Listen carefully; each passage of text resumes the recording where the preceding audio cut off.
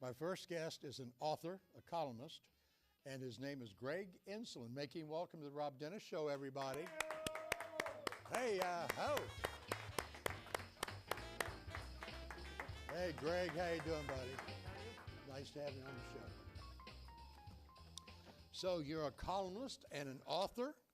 God, what don't you do? Rocket science? I don't know. Yes. Rocket science. So how'd you get into writing books? Is that your thing when you were a kid? Yeah, I mean, I've been writing since usually starts early, 15, doesn't it? yeah, so Yeah. 30 years. Yeah. Writing books, and I'm also a columnist for our local paper there in Tip City. And you talk about local activities? I have a local interest column about stuff that's going on in town, and then I also do the upcoming events column. Well, let's show a couple of your books here. I don't know, Ron, you're going to have Denise do this, or I'm not sure he's going to have. The first one is called A Field of Red. That's my last one. Hey, and look who the author is, Greg. Hey, look at that. Enslen. Hey, ho, that's Fields of Red. Who's going to shoot that, Ken? Who's got that?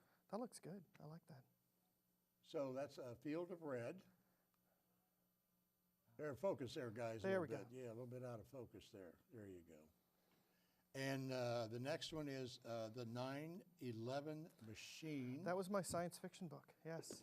I decided I wanted to write an alternate history book about 9/11. So there you go. That's time travel and a guy trying to fix things and make things better, and he keeps making things worse. But the other one's set in Tip City, and that's my last one. This one? The Field of Red, and that's the first in a series. Hopefully, we'll see. Well, tell us about Tip City. I mean, as it's I told you, a small town north of Dayton. And it's years ago, I lived in Springboro when it was late 70s, when it was a little country town, and now it's a sea of cement. It's lost its charm, but Tip City's still got it. Strip malls, as far as the eye can see, yes. But no, Tip City's nice. They work really hard to keep it as a little town feel as possible. Yeah. And an entertainer friend of mine, Big Red, I'm sure you didn't know her because you hadn't lived in this area that long, but she lived there in Tip City. I spent a lot of time in Tip City.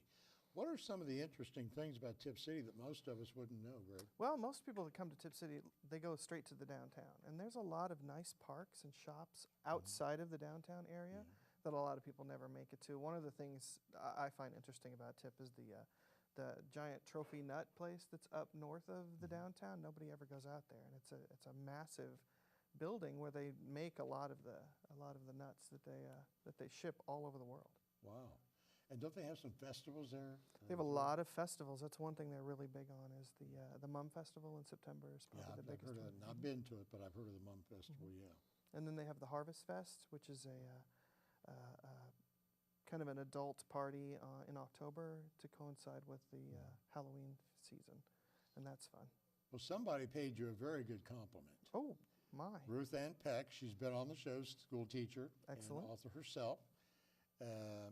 What are something in the early days of Tip City that you think is pretty interesting? That I've always heard there's a rumor that there was a lion that got loose. Yeah.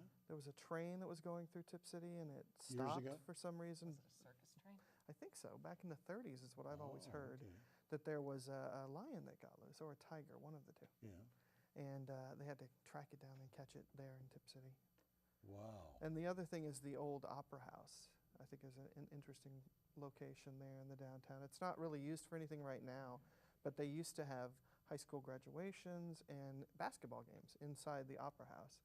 And they also had vaudeville shows come in the early 20s and 30s, and one of them had a horse that needed to go right up the steps to go in because it's on the second floor. Wow.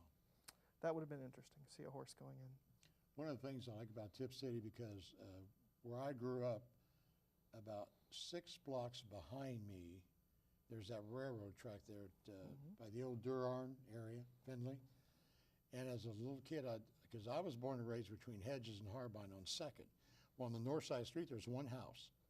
And the back of the house was where the staircase went up, and I'd look out that window at night and see those trains going by with all the lights on, people going to New York, wherever, and I thought, wow, how cool that all these people on that train traveling and going to exciting places.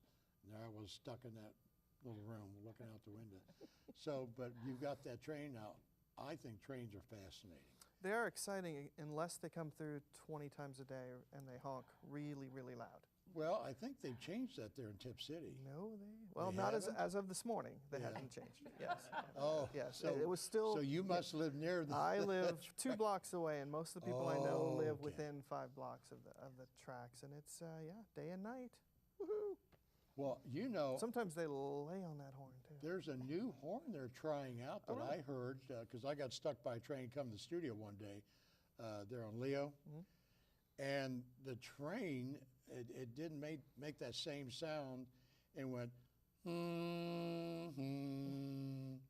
That sounds like a tugboat. That's exactly the sound it Really? was making. So I'm kind of hoping it's a lot more pleasant than what you're listening to. They that- need something that, like, when they hit it, it plays like a harmony. Like Yeah, 4 different there you sounds at go. the same time. That's Yeah, they what can do that if they really That's want what to. they need. So you like living in Tip City? I huh? do. I moved there from Washington D.C. 10 years ago, and it's a nice change. Now, how did that choice come to be from Washington to? My wife gave me an offer, maybe an offer I couldn't refuse. She said if I moved to Tip, which is where her family's from, then Oh, I would okay. never have to work again. So Yeah, I'm retired. well, That's that's what I pretty tell good. people. Yeah. So now you're writing. I'm a writer, and I write full time, and I take care of our kids. We have 3 kids. 3 children. Any inspirations in being writers? I think the middle one might. We'll Yeah. see. Well, Ruth Ann Peck said you're one of the best writers she's ever come across. Oh, And my Ruth does not say that too often. I paid her You well. remember Ruth Peck? to- Were you on when Ruth was on? I Yeah. sure was. And she said, I got to tell you, Rob, because when she don't like a writer, she'll tell him. Ruth Ann doesn't hold any bars. But she said he's one of the best, and he's a nice guy, and you'll enjoy sitting down talking with him. Excellent. Is there anything else you want to talk about, your books or anything? No, it's set in Tip City, but I changed the name of the town so I don't get in trouble. But Yeah. if anybody reads the book and is familiar with Tip, Troy, Vandalia area, they'll find a lot of things that are familiar. Yeah. It's a mystery, and I'm working on the sequel now. I'm hoping to do a series. And they can get these books on Kindle and on Amazon. Kindle and Amazon.com. And a lot of the local bookstores carry them. Okay. Well, great. Well, thanks for coming to the show. Excellent. Appreciate Thank it. you. Had a great You're a time. nice guy, so Ruth don't lie, does she? Excellent. Thank you. Nice guy.